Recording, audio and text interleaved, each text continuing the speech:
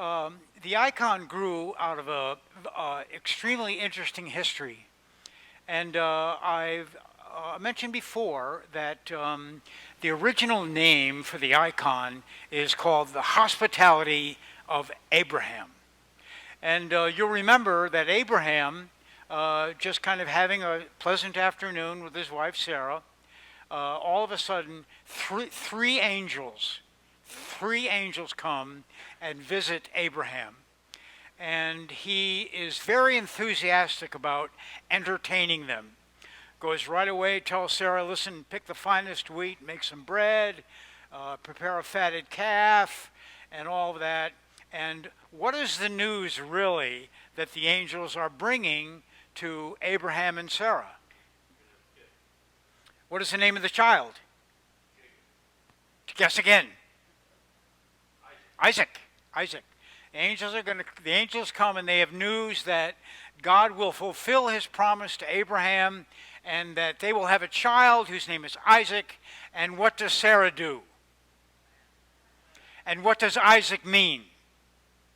Laughter. Laughter. Why does Sarah laugh? She's 95. Long since incapable of bearing children, but for God this is not a problem. So in the initial icons portraying the hospitality of Abraham, there were three angels, a lot of food, a calf. The icon was filled with all the images from the story itself. And it began to morph slowly in the tradition of Jesus as the icon developed. And it came to a fairly mature expression as the Trinity in Andrei Rublev. Andrei Rublev is considered the greatest icon of all time. It hangs in a gallery in Moscow. The original icon itself and the colors and so forth are lost in history. It's been updated and renovated many, many, many times by incredible experts under amazing scrutiny, but what remains is very little of the original. Now, there's a lot of YouTubes. There are maybe 5 or 6 that are really good. The best is by an English woman from St. Paul's Cathedral. Takes about 45 minutes. And in her 60s, she was diagnosed with macular degeneration.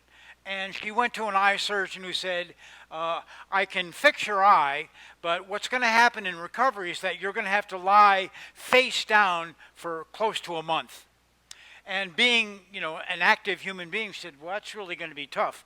But she rigged up a bed, much like a massage table, that she could look down through, and really quickly got tired of looking at the floor. So she put the icon that she had been given of the Trinity on the floor underneath her and spent a month looking at it. And her reflections on the icon are about as good as they get. And, just personally myself, I'm not a gazer. Icons I'm aware of, their tradition and so forth, but when I saw this, which was done by a Ukrainian nun, didn't know that, Ukrainian nun, I thought, I'm going to take a shot at it.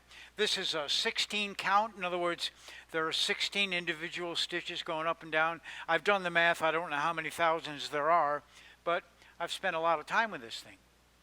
And, one of the things that you hear, this great expression, okay, I get it. I get it. Like the 12-year-old who, for the 5th time, his mother has told him, wheel the can down to the street where the guard, okay, I get it, Mom. You want me to take the trash out, like that. My favorite expression, I get it, you remember the movie As Good as It Gets with Jack Nicholson, Diane Keaton, outstanding romantic comedy. But Diane Keaton is trying to explain how she's fallen in love with this womanizer. And she's struggling for it, and she says finally, he gets me. He gets me. And, the Trinity, of course, is not something that we understand. You can't get there from here. I mean, if you're a thinking person, how can the three be one? There's no common sense about it. However, it's something that you can get. It's an experience that you can have. And I feel like the icon invites us into a relationship. So just a couple of things. There's a lot about the icon that's extremely powerful. I'll point a couple of them out. For one thing is the geometry. You'll see the circle, which represents eternity. The circle which represents eternity. Geometrically, there's triangles and so forth. The one that I want to draw attention to is the octagon, coming from the top of the head of the sun, coming down, down, in, and bottom. Octagon. Very early on in the history of Christianity, the octagon was meant to symbolize the 7 days of creation and the resurrection. There's all this and more. So next, Spank, you asked about the wings. Well, these are angels. These are the angels that appeared to Abraham, so they still are in their Old Testament angelic form, which is they are winged. They are winged. But if you'll notice, it's almost like the wings hold them closer together. And they speak right away of how close they are, how intimate. As beings, as entities or whatever, there's a intimacy about the three. And the wings really help to define the space and set it apart and set their intimacy with each other in it. Now, Judy, who is an iconographer, a very accomplished iconographer, can tell you a lot more about colors, but colors are crucial. Colors are crucial. And I know that our meditation started with the figure on the left who is considered to be God the Father, the Creator. In the middle, of course, Christ, the Son, and on the right, the Spirit. And although the meditation started with God, I'll start with the Spirit. And, right away, you'll notice that the side that's closest to us, the side with the arm exposed, is blue. And blue is the color in iconography of divinity. Blue is the color of the sky. Blue is the color of the sea. Blue, when you walk into these magnificent cathedrals in France, and there are a lot of really huge cathedrals, but the one that I enjoyed the most was the Chapel of Sainte-Chapelle. I mean, just huge walls, very high walls, nothing but stained glass in it. It cast all of the cobalt blue that's used cast a glow inside of the building. But Andrei Rublev was the first one that used crushed lapis lazuli for his blue, and it's very striking. And so you'll see the Spirit, the essence of the Spirit, the undergarment is blue. And she has this green garment on it. Now, when you think of green, what do you think of? Photosynthesis. It turns the energy of the sun into life-giving energy. It bears fruit, it's verdant, it's green, it's life, it's lush, it's life-giving, and that's the Spirit. That's the Spirit. So the blue and the green speak to everything that the Spirit is. Life, energy, bringing forth, like that. And then we'll go now to the center figure, again blue, most of which is blue, but about half and half. About half and half. And whenever you see Jesus portrayed in icon, two fingers. Two fingers. This is not the victory sign. This is not Winston Churchill. This is not Richard Nixon. We won. This is, I am two things. I am two things. I am God and I am human. I am both. And so you'll see he's got the blue outer garment draped down one side of his body and kind of a brownish purple representing humanity and earthen tones. And these are literally earth and dirt mixed with egg yolk, Judy, am I right? And mixed up to make that color. You'll also notice that he's got a stripe of royalty coming down over his right shoulder. I am the King of Heaven. I am Lord of Lords. I am King of Kings. I am royal. And again, the two fingers blessing what is obviously the cup. And, the whole icon has so many Eucharistic overtones. It's just, they don't even need to talk about that. Now, going over to the image of the Father, you'll see that the interior blue, the divinity of the Father, is just so understated. So understated. But what is overstated? And I was listening to the woman who actually presented at St. Paul's, who gazed at it for a month. She said, I was so taken by the icon after that month that I had to go to Moscow. I had to go see it. I had to go there.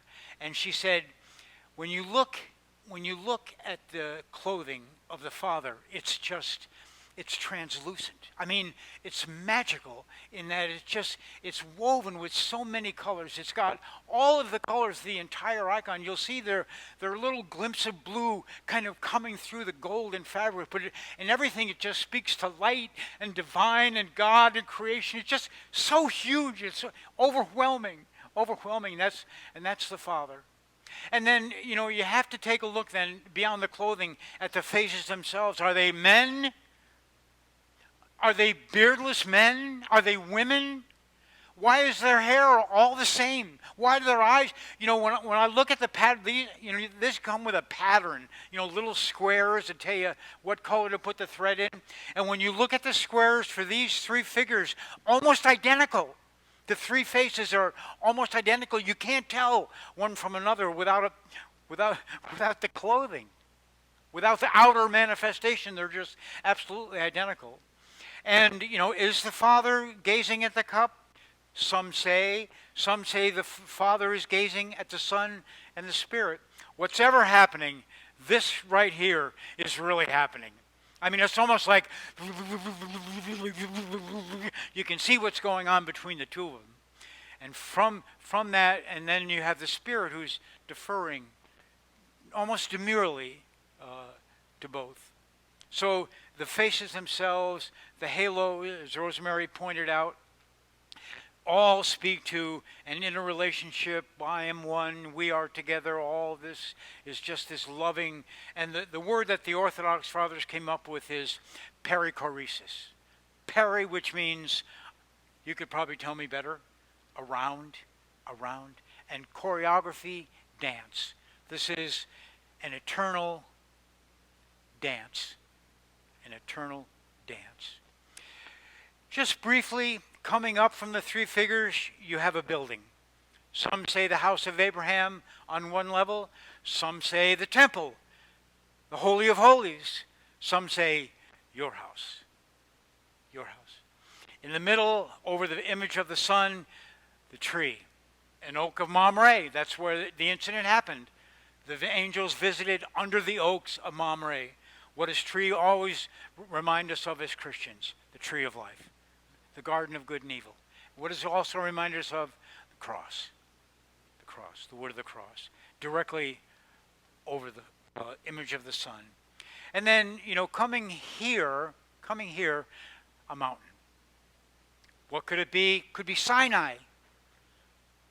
Could be Mount Moriah, where Isaac was sacrificed.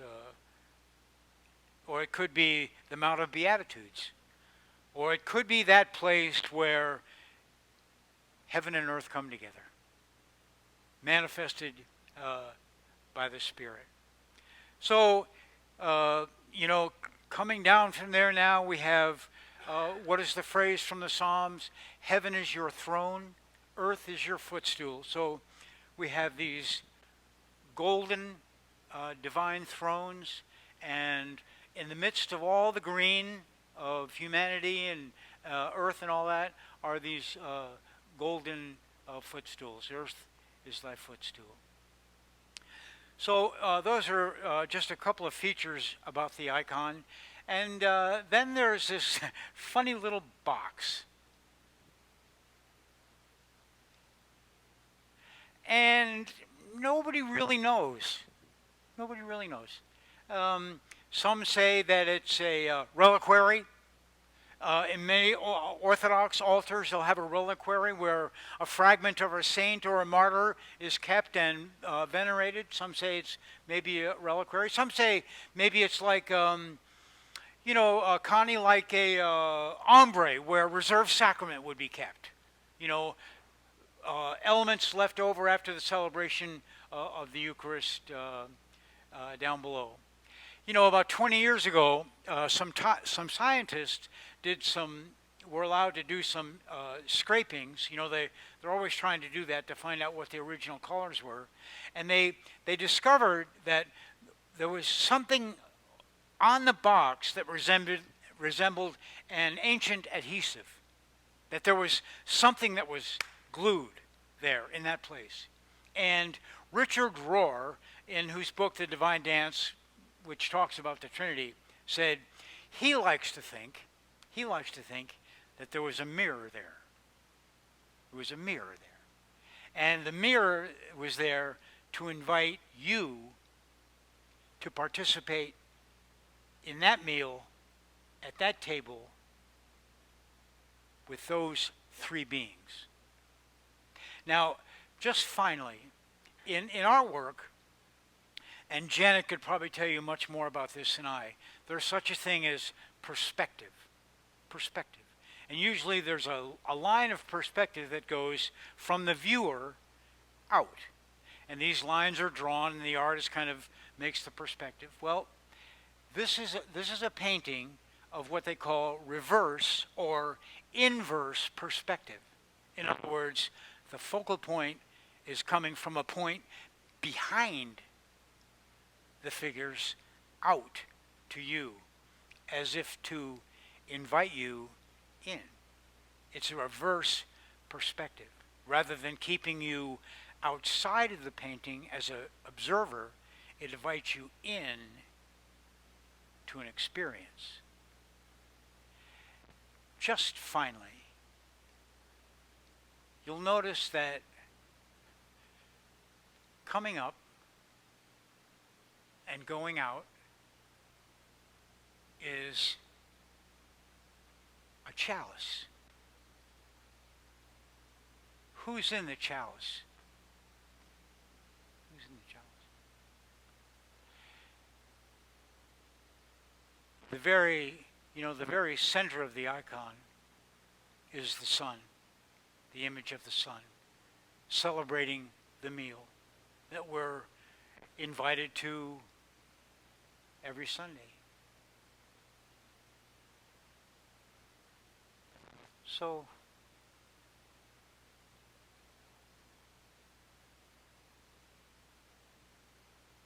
do you get it? Do you get it?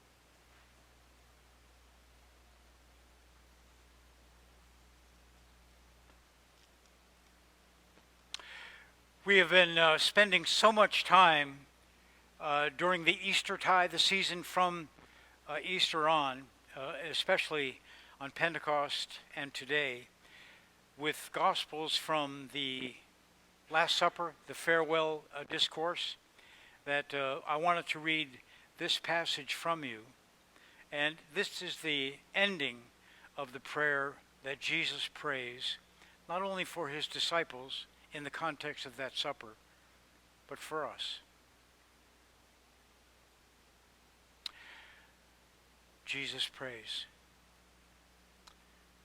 I do not pray for these only, but also for those who are to believe in me through their word, that they may all be one, even as thou, Father, art in me and I in thee, that they also may be in us, so that the world may believe that thou hast sent me. The glory which thou hast given me, I have given to them, that they may be one, even as we are one.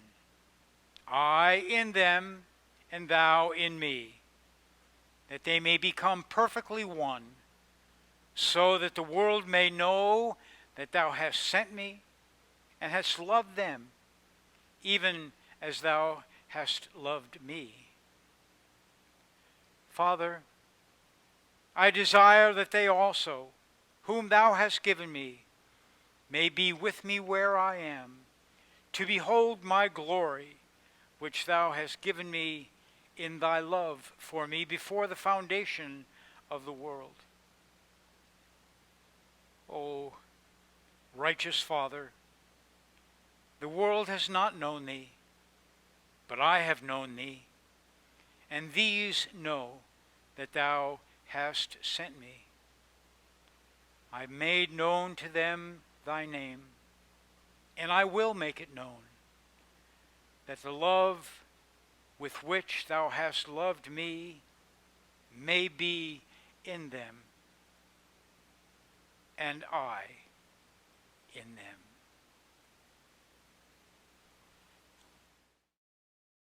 Contributions to St. Luke's Episcopal Church help to make the digital ministry and other outreach within the community possible. If it is in your heart to make a donation, St. Luke's secure PayPal link, as well as the church's mailing information, may be found in the description of this video.